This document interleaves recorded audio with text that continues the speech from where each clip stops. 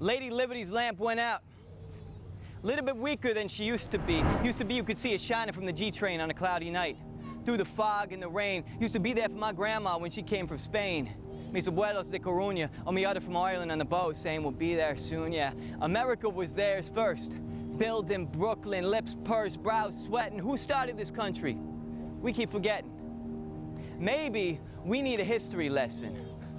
1492, Christopher Columbus sails the ocean blue. Except his name was actually Cristoforo Colombo. We forget that part too. The first people to steal this nation were Spanish, Italian, British, French. So what does American mean to you? Does it mean speak English, motherfucker? You know, speak English. Como America Vespucci, para quien este país fue nombrado. Our country's got an Italian name because of the immigrants who came and made it great, collected 50 states, and put a big French woman at the gate of the estate with a torch and a slate saying, come join us and make us better. Did we forget her? What would she tell us if we weren't too busy being scared to let her? Would you tell us about 27-year-old Farkunda Malikzada murdered in the streets of Kabul by a mob who thought she burned the Koran in a country where getting raped is considered adultery? These stories adult to read. We see them all the time.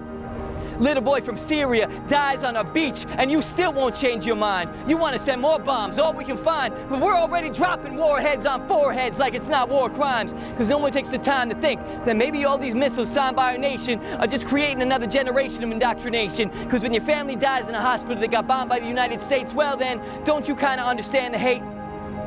These people just want a safe home, and we're talking about keeping our borders closed when we got all that room in Oklahoma because we spend more money putting foreigners in comas than on getting our kids diplomas. See, that's our new diplomacy. We're gonna build a wall, folks. We're gonna build 4 walls and a ceiling. That's called sealing yourself off. We're gonna build a bubble without filling it with air. We're suffocating because we're afraid of out there. America, the beautiful. What have you become? On the run and scared of some crazy zealots halfway around the world, but not your own gun? It takes 3 years of vetting to get into the United States as a refugee, with people at the borders screaming, rescue me! And you want to build a wall to keep them out. And I keep wondering when these people are going to figure out that all their food is made and filleted by our neighbors from down south. So, what happens to your steak when you build that wall? You're saying, let's make America great. Well, you got Mexicans in the backyard in the kitchen doing it all, and you're afraid of them. And you're afraid of the Middle East. And you want to lock your doors and eat a feast. Well, you got starving people from war-torn countries crying for just a piece, who can't go home because their homes are deceased. And we already tell them no, but you want to say it louder.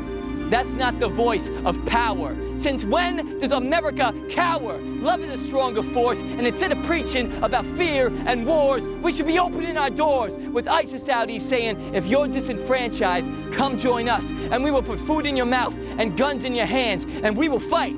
And we say, if you're scared for your life, serves you right.